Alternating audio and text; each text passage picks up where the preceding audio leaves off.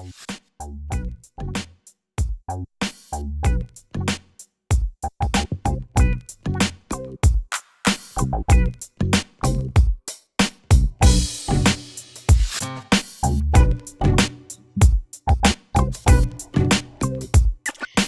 everyone, and welcome to HR Bytes, a podcast and video series to bring you stories of everyday HR professionals who bring a think globally and act locally digital HR agenda to their work.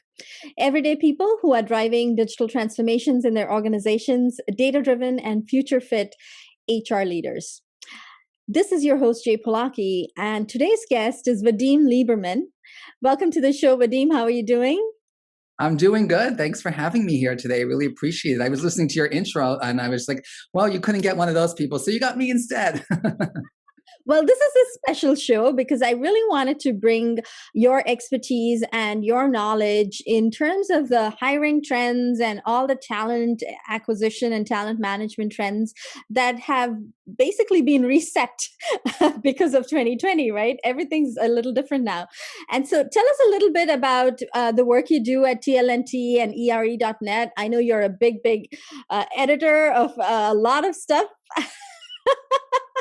and you are super cool to talk to. So this is going to be a fun conversation. I can already tell.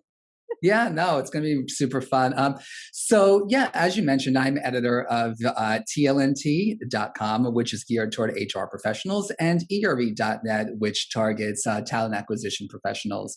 So as editor there, of course, I edit content. I write some content too. But what's great is that I have exposure to a lot of people who pitch me their ideas, vendors, practitioners, consultants, you name it. So it's really what I love about my job is just trafficking in those ideas. But I also help program our ERE events twice a year, which are recruiting events, which are virtual now, obviously. So that's really fun too, to work with speakers and really broadcast their ideas to help other professionals on a wider basis. So in a nutshell, that's my work. And I see a lot of my work as around community building among talent acquisition and HR professionals. Yeah. Plus, I'm like the Liberace of HR. I didn't want to disappoint. So I don't know if this is yay for LeMay or just maybe I'm mispronouncing lame wrong, but I'm here for it. It looks awesome. We'll take any glitter on the show anytime. So thank you for being your shining self. Thank you for having me. Of course. So, we've been in this pandemic for a year now. It's going to be a year in a week's time. And, we've all kind of muddled through this and tried to do the best we can when it comes to our employee experience, employee engagement within organizations, our social networks outside of organizations, and also for a lot of us, the job search, right? Not just finding talent, but for folks who've been out of jobs to even find a position that's, suitable for them. You've been at the forefront of research and analytics and, especially in the talent management and recruitment industry.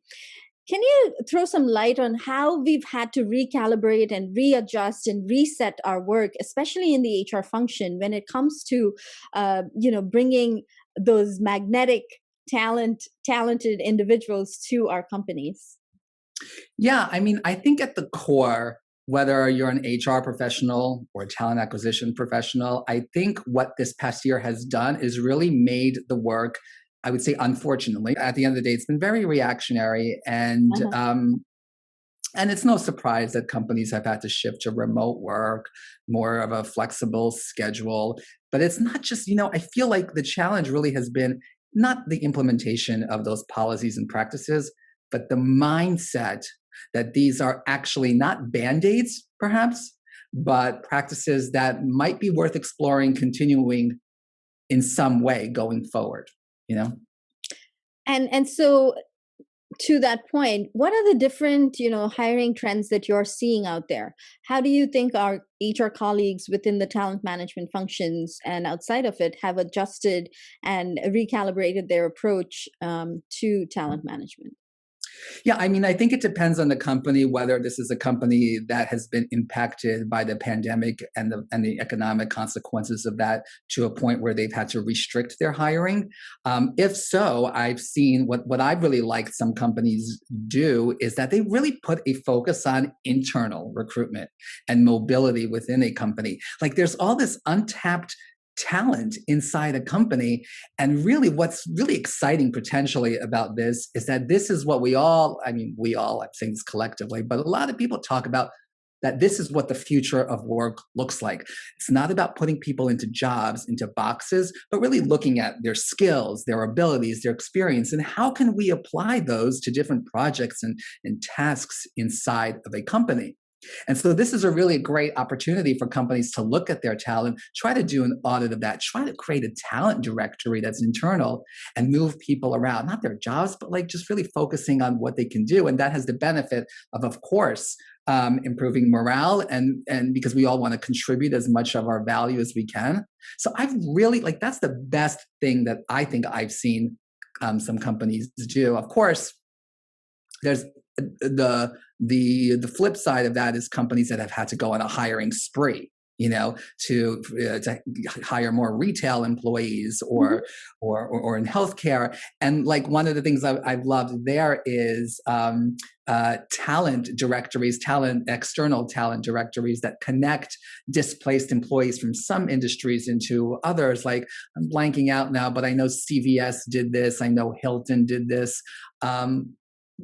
In ways that really help keep people employed. I've loved that too, that cross collaboration. Absolutely. And definitely in the healthcare industry, it's been a huge upheaval of all kinds of stuff.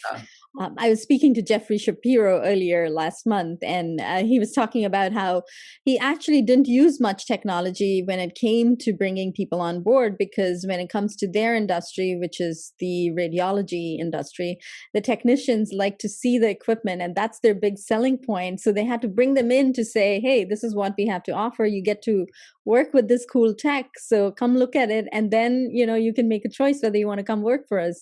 So on the flip side of things, yeah. being in healthcare, they had to kind of pivot and do that instead of just doing a technical, an interview online, a virtual interview. Yeah, I mean that's what we've all had to do. That's what companies have had to do. That's what we've had to do as individuals. Do a lot of pivoting, sometimes on a daily basis, balancing our work lives. And is there even such a thing as a work life versus your work versus your regular life, your personal versus professional? To me, I've always seen it as all the same, but I think that especially in light of the pandemic and the way we've had to adjust the way we operate on a daily basis, I think the meshing has been even more intertwined, Absolutely. I like that mesh. I like Yeah, the use of the word mesh, because definitely yeah, it's been a mesh and a mess. yeah. I should have worn some mesh today, to drive that point home. So very nice. That's a great point to bring to the fore. Yeah. In terms of the social networks, outside of organizations, within organizations, how do you think that has helped our HR colleagues kind of navigate the waters when it comes to innovation and tech adoption in our space during this time? Well, I mean, are you talking about by social networks, like just the ability for people to connect with other people through, or is that what you had in mind? Their social capital within the organization. So how did they utilize or leverage that? Were they able to? What do you think has happened? Do you think that was something that helped them bring new innovation, new technology to our function, or not?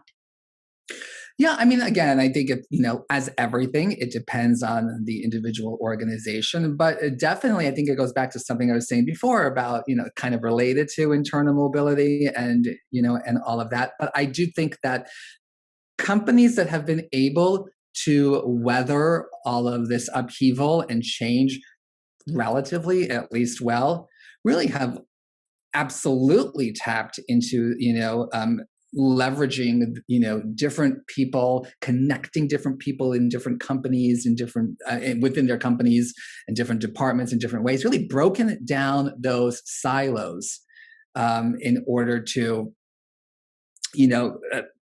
survive or even thrive. I think that I know it's such a cliche to say, especially in HR, but your people are your best assets, and I hate cliches. But it's actually, there's no company without people. Like even the most digital companies, even the most tech-driven companies, it's still people driving that tech, not the reverse. So I think that the organizations that have really been able to tap into the different skill sets and knowledge of different people within their organizations and transfer those throughout the organization are ones that probably have done the best and are positioned to do better going forward. And, organizations that have had to pivot in the middle of the pandemic, especially after, they've put in place certain things, but then the pandemic kind of changed too, right? Because it changed. There were variants of it coming in, and people were revolting against wearing masks or not wearing, not wearing masks because they just don't want to. And organizations have had to deal with that too. And then, of course, the whole remote work, like everyone's mostly, if you're not in healthcare or in any kind of emergency job, you are working from home. And so we've had to like pivot and adjust our thought processes to help enable our employees to work from home and kind of adopt this hybrid work environment. How do you think we as an HR function can help our employee populations, because this is here to stay? It's not something that's going to go away.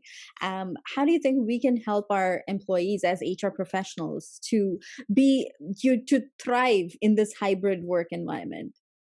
So first, let me backtrack on what you were saying and potentially push back on that a little, because you had just mentioned a moment ago, like, this is here to stay, this is not going to change. And I don't know that that's true. Like, I would like to believe that the flexibility that organizations have been giving their people, and by the way, we're still talking, when I say that, this is more white collar work we've been talking. I don't know how flexible, there's a whole other population that really, unfortunately, rarely gets talked about, blue collar, hourly employees. Yeah.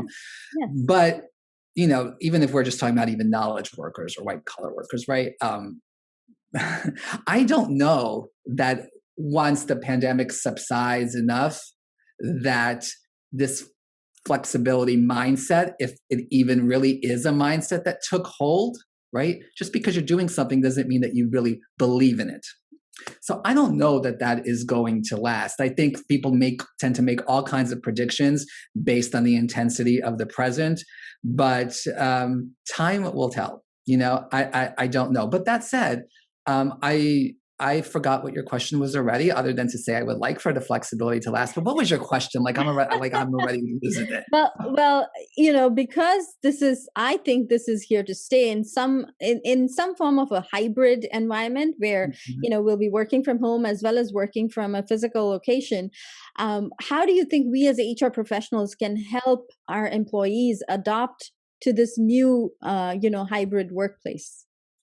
Yeah, I think we should be doing some of the things that we've already been doing, which is really focusing on flexibility and not holding people, first of all, to be working, specific hours of the day.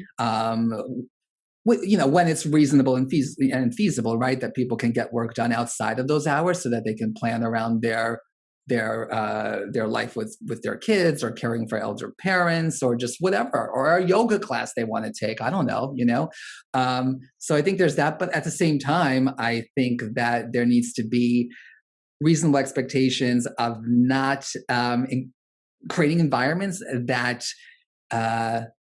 permit or even encourage, working, 70-hour weeks, because once you're home, and I know this for myself, I've been a remote employee for multiple companies many years. It's very easy to have work just take over your life, and so I think that there's expectations that have to be set. I think HR can help drive that. At the end of the day, it's always going to be the manager's responsibility to address those issues, but HR can certainly set a tone. Leaders in the company can set a tone for that.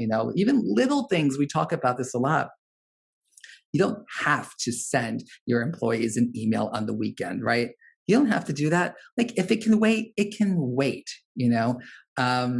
So there's little things, that can be done. So I think it's just really having that mindset and really adopting and believing in that mindset.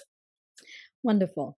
And what's one piece of advice you have for HR professionals who are looking to adopt new technology or even learn the technology that they've already adopted but never, took the interest or the kind of intentional learning to happen, and now they're forced to learn it, right? So what advice do you have for our colleagues? To learn it.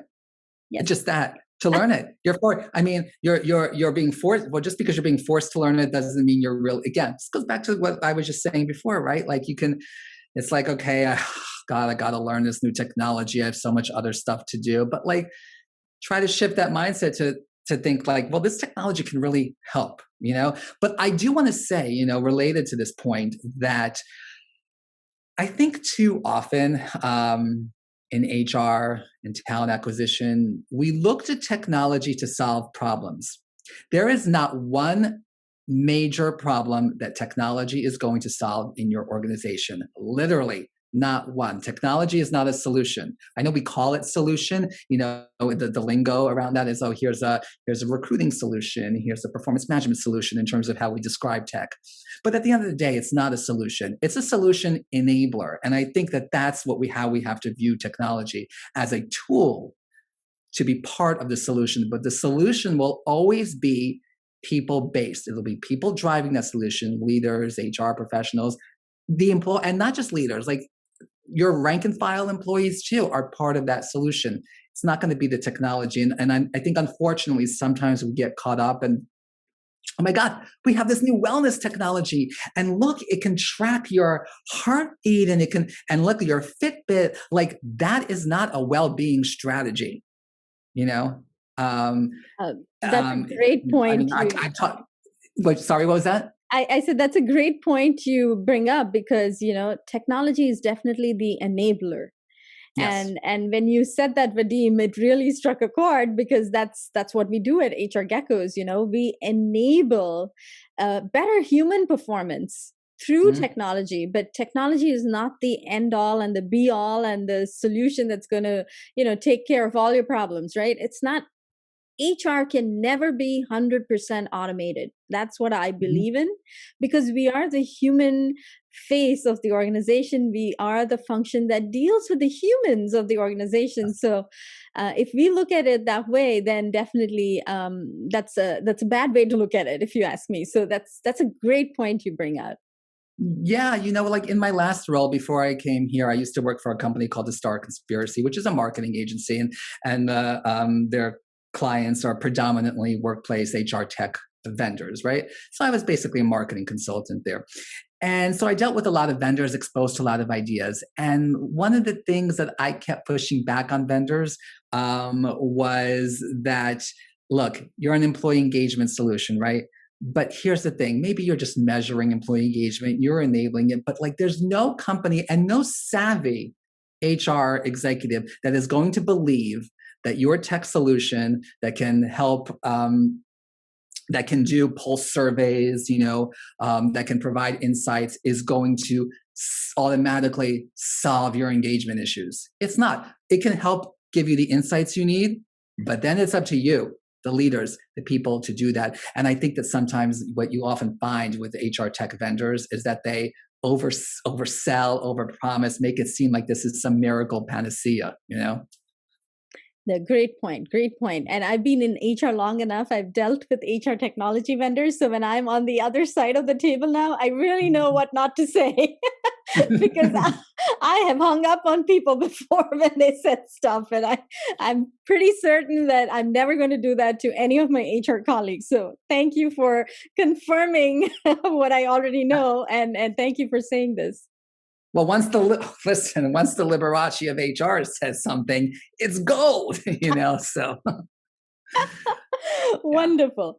So this brings us to the funner part of our conversation, the fun question connection section.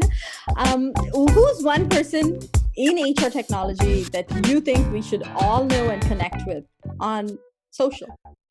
Yeah. So HR technology, like initially I was thinking HR. Can I tell you who? I mean, I'm sure she deals with technology. Every HR professional deals with technology. So let me just say this. I have become acquainted in the past year with someone named Kayla Moncayo. Do you know her, Jay, by any chance Yes, through I social? know Kayla. Yes. Yeah. She is young. She's in her late 20s, I believe. And I was a mess at her age. And Kayla just really inspires me.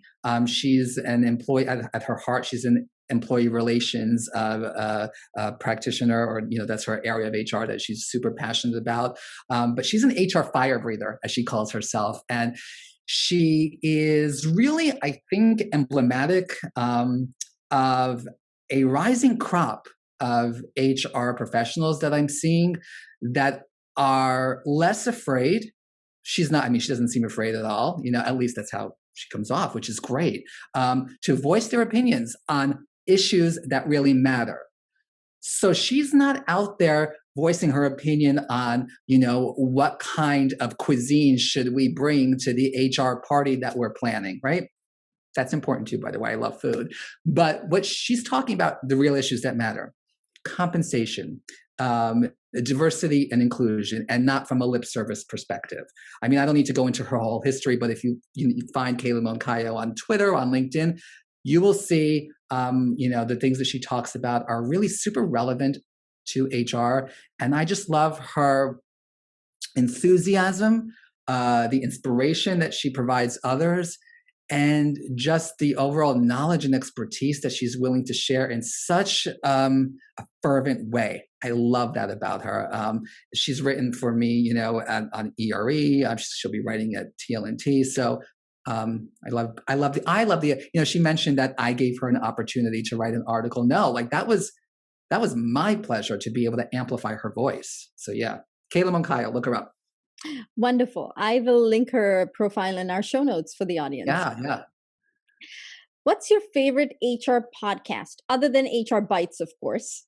Oh, I mean, gosh, of course. So I am still a fan of Lori Rudiman. Check her. She has a podcast that you can find it on lorirudiman.com. Lori, I always plug Lori Rudiman because I said this before, she's like my HR fairy godmother, both professionally and personally. And what I've always liked about her, and I think her podcast and just her in general, is similar to what I was saying about Kayla.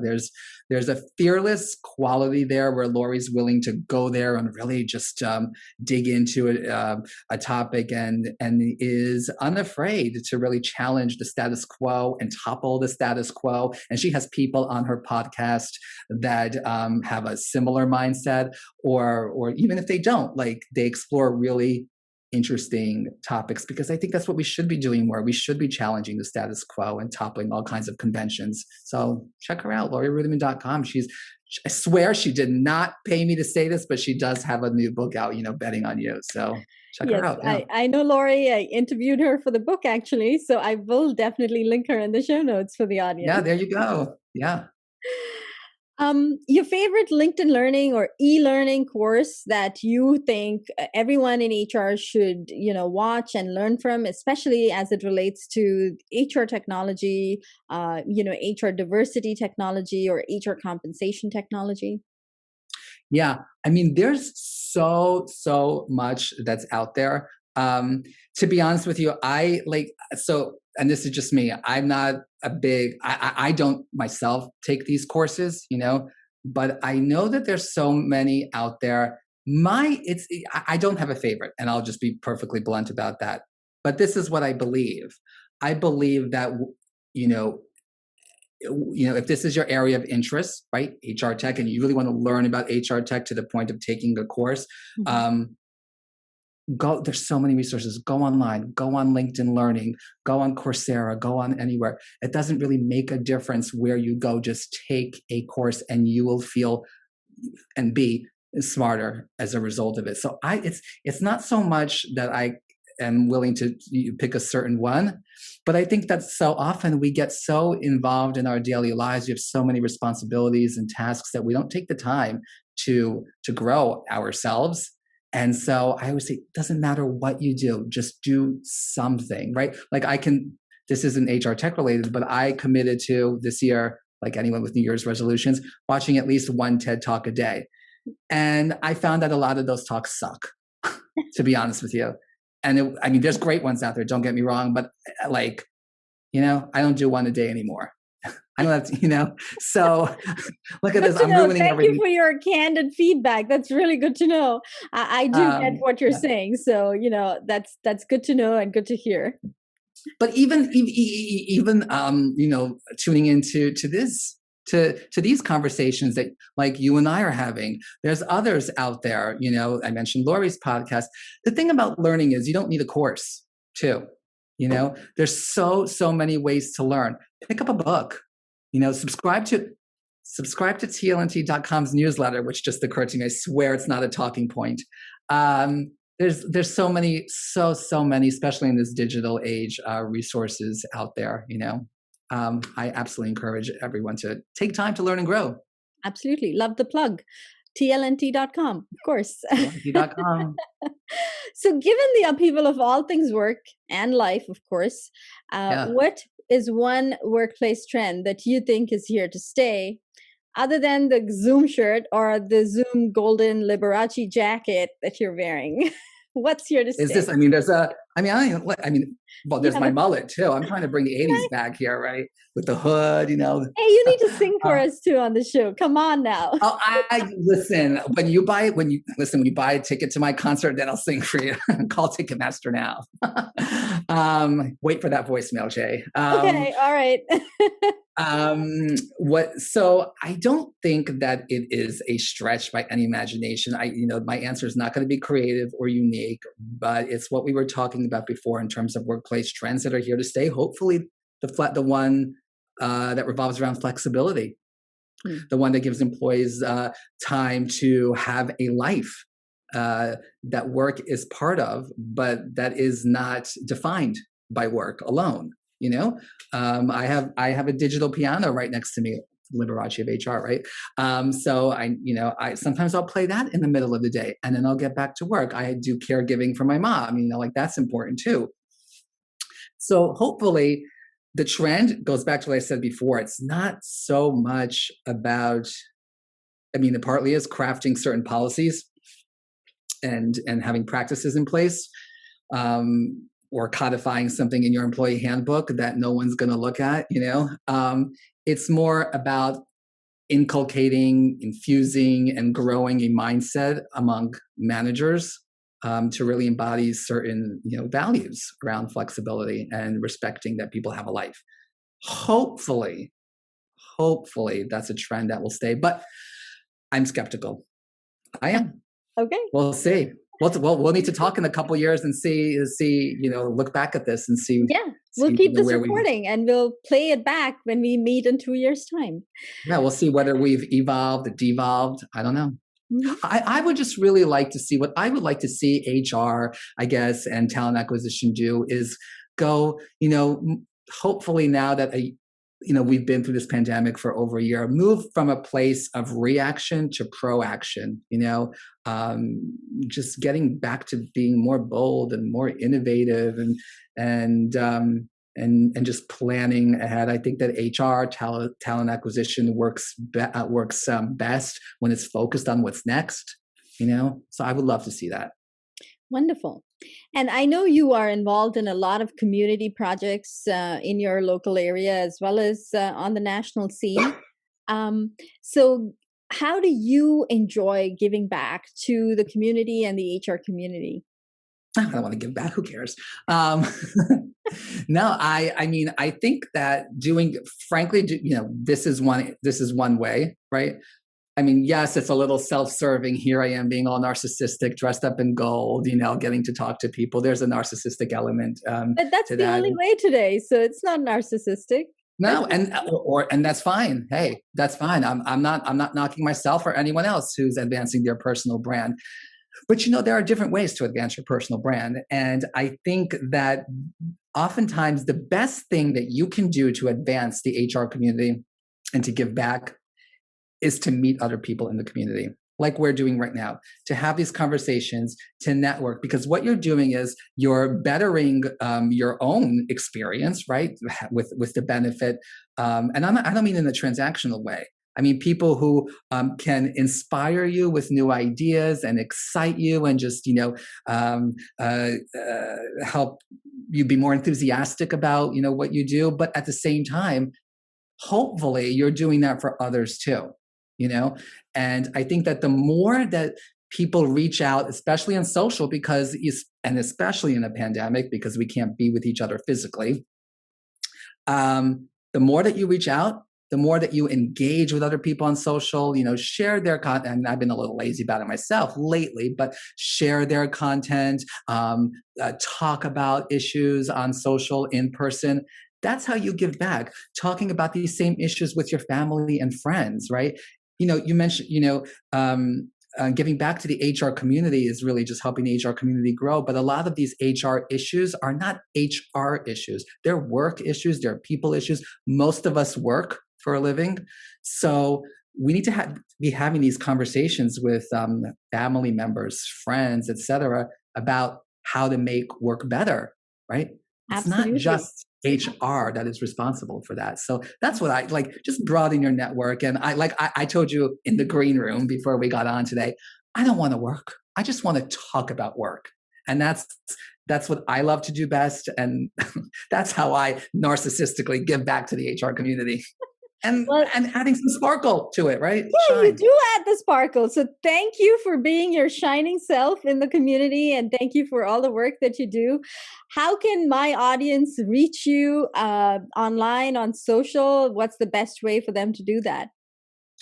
Yeah, just connect with me in any number of ways. Certainly on Twitter at Vadim's Views, and you can find me on LinkedIn too. I'm not that hard to find. And of course, through ERE and TLNT, just TLNT.com, ERE.net. You'll see me on the website, read the content, send me messages of praise, how much you love the content. But I'll be honest, what I love best is getting an unhinged piece of hate mail. So if you have that for me, bring it. I love that too. I love listening to all opinions. But yeah, just connect with me through ERE, TLNT, Twitter, socials. Like I said a second ago, I love having the opportunity to connect with people like you and other professionals. It's super fun. Absolutely. This has been a fun conversation. Oh my gosh, wait. Oh, how can I not just VadimLiberman.com, the blog that I haven't updated. And I think the top post on that blog, because it's been a while since I updated, and I'll just leave this for everyone, is about that time that I urinated on myself at an HR conference. It sounds exactly like it is, but not quite, but kind of. And I'll leave it at that. VadimLiberman.com, everyone. There's that shameless plug. All right, there's my, I don't know what I'm going to do, edit moment. Cut it off. Jay, cut it off. Cut it off. All right, this has been awesome. I really enjoyed talking to you. Thank you so much. And, you brought so much laughter into the show. So thank you for that. And of course, the sparkle. Audience, thank you so much for being here today. Connect with Vadim. As you can tell, he's going to just inspire you in so many different ways. So do connect with him. And we look forward to bringing you more such global HR stories and HR tech stories. So thank you so much. Bye-bye. Bye, everyone. Thank you.